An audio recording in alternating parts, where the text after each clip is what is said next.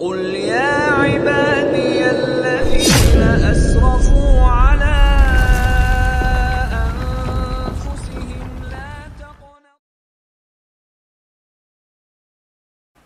إن الحمد لله نحمده ونستعينه ونستغفره ونتوب إليه ونعوذ بالله من شرور أنفسنا ومن سيئات أعمالنا.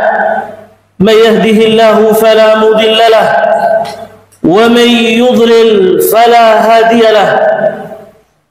أشهد أن لا إله إلا الله وحده لا شريك له وأشهد أن نبينا محمدا عبد الله ورسوله. فمعاشر المسلمين، فإني أوصيكم ونفسي بتقوى الله، فإنه من اتقاه وقاه.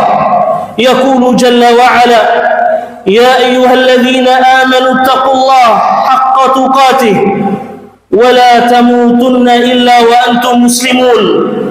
يا أيها الناس اتقوا ربكم الذي خلقكم من نفس واحدة وخلق منها زوجها وبث منهما رجالا كثيرا ونساء واتقوا الله الذي تساءلون به والأرحام إن الله كان عليكم رقيبا.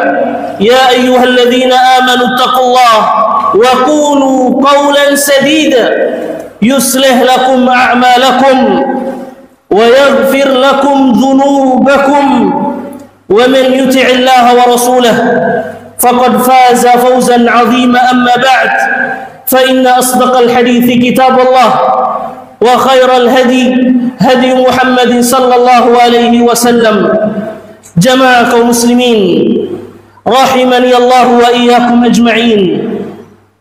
عن أبي هريرة رضي الله عنه أن رسول الله صلى الله عليه وسلم قال: لا تقوم الساعة حتى يقاتل المسلمون اليهود فيقتلهم المسلمون حتى يختبئ اليهودي من وراء الحجر أو الشجر فيقول الحجر أو الشجر: يا مسلم يا عبد الله هذا يهودي خلفي فتعال فاقتله إلا البرقط فإنه من شجر اليهود.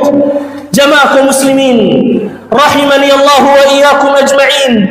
Di dalam sebuah hadis yang diriwayatkan oleh Imam Muslim dari sahabat yang mulia Abu Hurairah radhiyallahu anhu, beliau bersabda bahwasanya Nabi SAW bersabda, tidak akan terjadi hari kiamat, tidak akan ditegakkan hari kiamat sehingga kaum muslimin akan berperang melawan Yahudi, maka kaum muslimin pun akan membunuh mereka sampai ada seseorang di antara kaum Yahudi yang bersembunyi di bawah pepohonan dan bebatuan.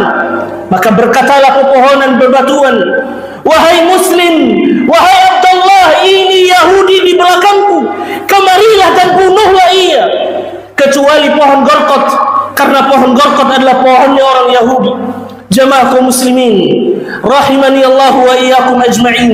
Ini adalah satu hadis di antara banyak hadis-hadis Nabi SAW yang menjelaskan tentang permusuhan dan peperangan yang terjadi antara kaum muslimin dengan bangsa Yahudi. Lebih dari itu, Al-Quran sudah sedemikian jelas menjelaskan tentang permusuhan abadi yang terjadi antara bangsa Yahudi dan kaum muslimin. Allah subhanahu wa ta'ala berfirman: latajidanna ashadda an-nasi adawatan lilladhina amanu al-yahuda walladhina asyraku. Sungguh kalian akan mendapati orang-orang yang paling keras kebenciannya, yang paling besar permusuhannya kepada orang-orang yang beriman, yaitu orang-orang Yahudi dan orang-orang musyrik. Jamaah kaum muslimin rahimani Allah wa iyyakum ajma'in. Sejarah singkat, Yahudi adalah nama agama Bani Israel yang mengingkari ajaran tauhid, yang mengingkari risalah para rasul dan para nabi, termasuk nabi dari bangsa mereka sendiri seperti Nabi Daud, Sulaiman, Musa dan nabi-nabi yang lainnya. Yahudi juga identik dengan bangsa Israel yang menganut agama Yahudi. Bani Israel merupakan bangsa yang dipilih oleh Allah Subhanahu wa taala Dari bangsa inilah Allah banyak mengutus para nabi dan para rasul seperti Nabi Ishaq, Yusuf, Yaqub, Daud, Sulaiman, Musa dan seterusnya. Akan tetapi jamaah sekalian, setelah kenabian terakhir berpindah ke Bani Ismail, mayoritas mereka mengingkari ajaran tauhid yang dibawa oleh Nabi Muhammad SAW. Sebagaimana sebelumnya mereka telah mengingkari ajaran yang dibawa oleh para nabi yang diutus dari bangsa mereka sendiri. Terlebih lagi, banyak dari nabi-nabi Bani Israel yang mereka bunuh dengan tangan-tangan mereka sendiri. Maka sejak saat itulah permusuhan yang terjadi antara bangsa Yahudi dengan kaum orang-orang yang beriman semakin berlipat ganda, karena sikap mereka yang merasa lebih mulialah, ditambah lagi karena mereka tidak beriman kepada Allah Subhanahu wa taala. Maka permusuhan ini sudah terjadi sangat lama semenjak Nabi Muhammad SAW diutus menjadi seorang rasul hingga saat ini. Jamaah kaum muslimin rahimani Allah wa iyyakum ajma'in. Di hari-hari belakangan ini kita disuguhi dengan berbagai tontonan yang begitu menyayat dan mengiris hati kita. Bagaimana tidak, di zaman ini yang katanya seluruh penjajahan di atas muka bumi telah dihapuskan, akan tetapi kaum Zionis Yahudi dengan leluasa menjajah bumi Palestina dan menindas rakyat di sana. Serangan demi serangan terus mereka lancarkan kepada rakyat yang tidak berdosa. Ribuan nyawa rakyat Palestina telah menjadi korban kekejian mereka. Sebagai umat Islam, kita tentu lebih mencintai dan membela Palestina. Palestina bukanlah negeri biasa. Palestina memiliki sejarah panjang yang menjadikannya selalu bersemayam di hati setiap mukmin. Perlu kita ingat kembali bahwasannya Al-Quds dan Palestina memiliki kedudukan yang sangat istimewa di dalam Islam. Setidaknya ada 6 alasan mendasar kenapa kita harus mencintai dan membela Palestina. Alasan yang pertama, bahwasannya di sana terdapat Masjidil Aqsa, kiblat pertama kaum muslimin. Allah Subhanahu wa taala berfirman, "Sayaqulu sufaha'u minan nas ma wallahum an qiblatihim allati kanu 'alaiha." Berkata orang-orang yang kurang akalnya, apa yang menyebabkan mereka yaitu kaum muslimin berpaling dari kiblat mereka yang pertama yaitu Baitul Maqdis yang dahulu mereka telah berkiblat kepadanya. Di dalam sebuah hadis yang diriwayatkan dari Al-Bara' bin Azib, beliau mengatakan ketika Nabi SAW pertama kali mendatangi kota Madinah, beliau menziarahi singgah di rumah kakek dan pamannya. Wa annahu shalla qibala Baitul Maqdis 17 syahran.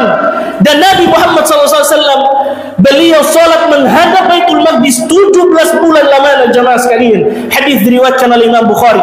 Kemudian alasan yang kedua, bahwasannya Masjidil Aqsa adalah tempat Isra' Mi'raj Nabi Muhammad SAW. Allah Subhanahu wa taala berfirman, "Subhanalladzi asra bi'abdihi lailan minal masjidil haram ila al-masjidil aqsa alladzi barakna haulahu linuriyahu min ayatina innahu huwas samiul basir." Maha suci Allah yang tengah memperjalankan hambanya dari Masjidil Haram ke Masjidil Aqsa dalam satu malam, ke sebuah negeri yang telah kami berkahi sekelilingnya. Jadi Palestina merupakan bumi yang diberkahi oleh Allah Subhanahu wa taala. Allah Subhanahu wa taala yang menyebutkan secara langsung di dalam Al-Qur'an. Kemudian alasan yang ketiga, bahwasannya Masjidil Aqsa merupakan masjid ketiga yang dimuliakan oleh Allah Subhanahu wa taala. Nabi sallallahu alaihi wasallam bersabda di dalam sebuah hadis yang diriwayatkan oleh Imam Bukhari dan Muslim, "La tushaddur rihal illa ila thalathati masajida." Tidak ditekankan untuk melakukan perjalanan kecuali hanya untuk 3 masjid, kata Nabi SAW. Masjidil Haram, Masjidi Hada, wa Masjidil Aqsa, kata Nabi SAW. Ke Masjidil Haram, Masjid Nabawi, dan Masjidil Aqsa, kata Nabi Muhammad SAW. Dan di dalam sebuah hadis yang diriwayatkan oleh Imam At-Tabarani dari Abu Darda, Nabi SAW bersabda, "As-salatu fil masjidil harami bi 100,000 salah, was-salatu fi masjidi bi alfi salah, was salatu fi Baitul Maqdis bi 500 salah. Salat di Masjidil Haram seperti 100.000 kali salat dibandingkan dengan masjid yang lainnya. Kemudian salat di Masjid Nabawi seperti 1000 kali salat dibandingkan dengan masjid yang lainnya. Kemudian salat di Baitul Maqdis seperti 500 kali salat dibandingkan dengan masjid yang lainnya. Jamaah kaum muslimin rahimani Allah wa iyyakum ajma'in. Kemudian alasan yang keempat, bahwasannya Masjidil Aqsa merupakan, atau Al-Aqsa Al-Quds merupakan bumi para nabi yang diberkahi.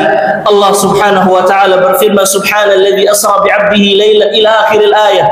Maha suci Allah yang telah memperjalankan hambanya dari Masjidil Haram ke Masjidil Aqsa yang telah kami berkahi sekelilingnya. Kemudian Allah Subhanahu wa taala berfirman di dalam ayat yang lain, wa najjaynahu wa lutan ila al-ardi allati barakna fiha lil alamin. Dan telah kami selamatkan Nabi Ibrahim dan Lut ke sebuah negeri yang telah kami berkahi untuk segenap manusia.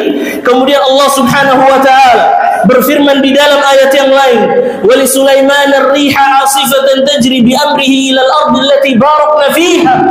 Dan kami telah tundukkan angin kepada Nabi Sulaiman yang sangat kencang tiupannya, yang berhembus dengan perintahnya ke negeri yang telah kami berkahi sekelilingnya. Semua ayat-ayat ini jamaah menjelaskan tentang keberkahan bumi Palestina. Begitu mulianya negeri ini jamaah sekalian. Kemudian alasan yang kelima, bahwasannya banyak sekali para sahabat yang berdakwah menyebarkan Islam dan mengajarkan Islam di negeri Palestina. Di antara mereka adalah Ubadah bin Samit, Shaddad bin Aus, Usama bin Zaid bin Haritha, Dihya al-Kalbi dan seterusnya.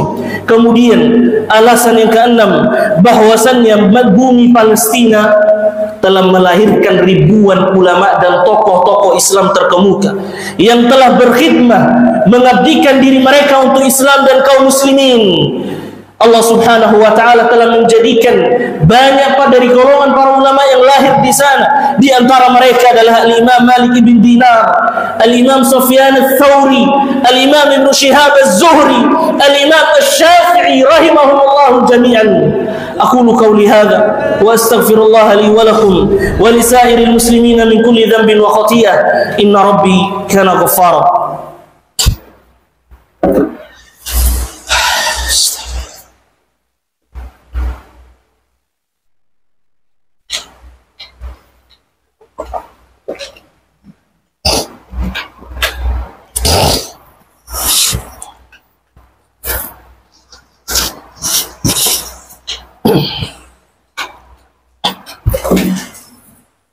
Alhamdulillahi ala ihsanih والشكر له على توفيقه وامتنانه وأشهد أن لا إله إلا الله وحده لا شريك له تعظيما لشأنه وأشهد أن نبينا محمدا عبد الله ورسوله الداعي إلى رضوانه اللهم صل عليه وعلى آله وصحابته وإخوانه أما بعد.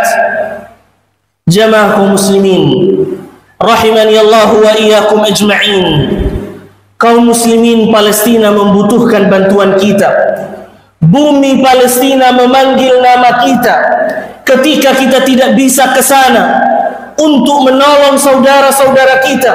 Namun bukan berarti kita hanya terdiam dan merenung. Kaum muslimin ibarat satu jasad. Ketika salah satu anggota tubuhnya merasakan sakit, maka seluruh anggota tubuh yang lainnya akan merasakan hal yang sama. Penderitaan saudara kita di Gaza adalah penderitaan kita. Tangisan mereka adalah tangisan kita. Lukanya mereka adalah lukanya kita. Laparnya mereka adalah laparnya kita. Laparnya kaum muslimin seluruh dunia. Dan Nabi sallallahu alaihi wasallam bersabda, "Mathalul mu'minina fi tawaddihim wa ta'atufihim wa tarahumihim kamathalil jasadil wahid idza ishtaka minhu 'udwun tada'a sa'irul jasadi bisahri wal humma. Perumpamaan seorang muslim dalam hal kasih sayang, kecintaan mereka seperti ibarat satu jasad. Ketika salah satu anggota tubuhnya merasakan sakit, maka seluruh anggota tubuh yang lain akan merasakan hal yang sama. Jamaah kaum muslimin, oleh karenanya adalah kewajiban bagi setiap kita untuk menolong saudara-saudara kita di sana yang berperang seorang diri demi mempertahankan dan memperjuangkan tanah kelahiran mereka, namun mereka tetap bersabar.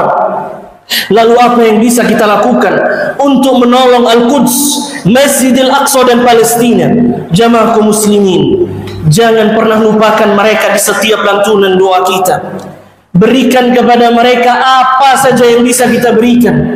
Sisihkan sebagian harta kita untuk mereka. Nampakkan solidaritas kita sebagai umat muslim Indonesia. Bantu menyebarkan kabar dan berita yang sesungguhnya terjadi di sana. Dengan demikian orang-orang akan tahu dan bisa memberikan bantuan kepada mereka. Allah Subhanahu wa taala berfirman, wa in istansarukum fid dini fa'alaikumun nasr.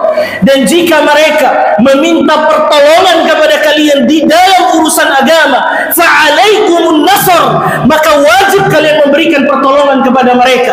Jamaah kaum muslimin rahimani Allah wa iyyakum ajma'in, ajarkan kepada anak keturunan kita, generasi muda dan keluarga kita, kecintaan kepada Masjidil Aqsa, tanah suci ketiga. Ajarkan kepada mereka bahwasannya kiblat kita yang pertama adalah Masjidil Aqsa. Ajarkan kepada mereka bahwasannya kecintaan kepada Masjidil Aqsa adalah ibadah.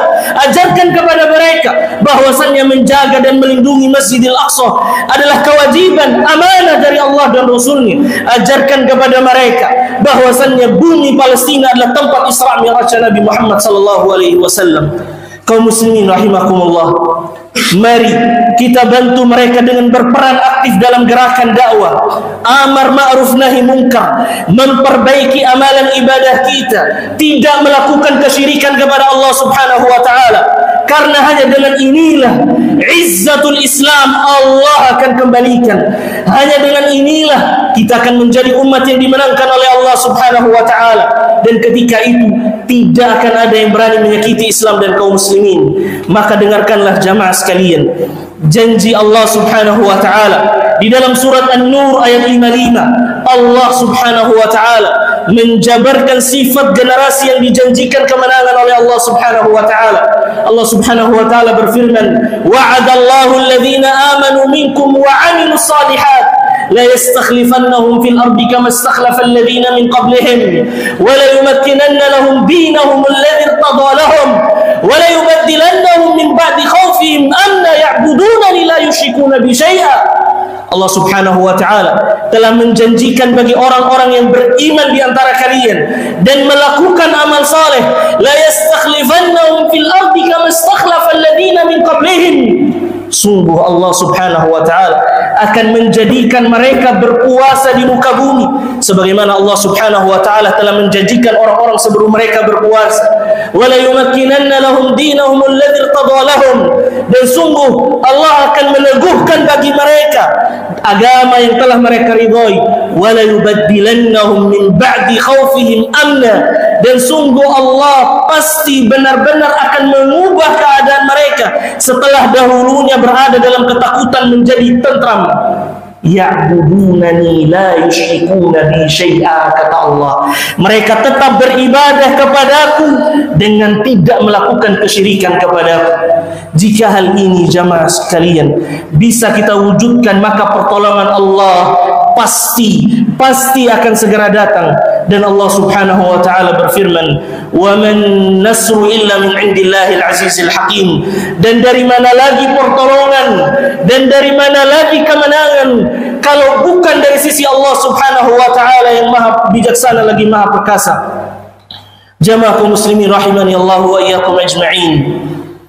Mari kita memperbanyak salawat kita kepada Nabi Muhammad sallallahu alaihi wasallam. Allahumma salli ala Muhammad wa ala ali Muhammad kama sallaita ala Ibrahim wa ala ali Ibrahim innaka Hamidum Majid. Allahumma barik ala Muhammad wa ala ali Muhammad kama barakta ala Ibrahim wa ala ali Ibrahim innaka Hamidum Majid. اللهم اغفر ذنبنا، اللهم اغفر ذنبنا كله، دقه وجله، وأوله وآخره، وعلانيته وسره. اللهم اغفر للمسلمين والمسلمات والمؤمنين والمؤمنات الأحياء منهم والأموات، إنك سميع قريب مجيب الدعوات ويا قاضي الحاجات. اللهم اغفر لنا، اللهم اغفر لنا ولوالدينا، اللهم اغفر لنا ولوالدينا وارحمهم كما ربونا صغارا يا رب العالمين. اللهم أعز الإسلام والمسلمين وأذل الشرك والمشركين ودمر أعداء الدين واحمي حوزة الإسلام واجمع كلمة المسلمين على الحق يا رب العالمين. اللهم انصر دينك وكتابك وسنة نبيك وعبادك الموحدين. اللهم انصر المجاهدين في فلسطين، اللهم انصر المجاهدين في غزة، اللهم انصر المجاهدين في كل مكان يا رب العالمين. ووحد اللهم صفوفهم واجمع كلمتهم على الحق واكسر شوكة الظالمين واكتب السلام والأمن لعبادك أجمعين.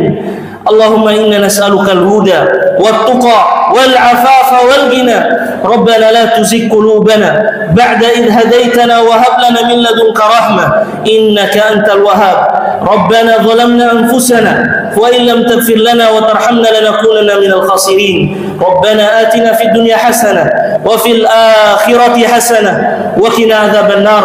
سبحان ربك رب العزة عما يصفون وسلام على المرسلين والحمد لله رب العالمين.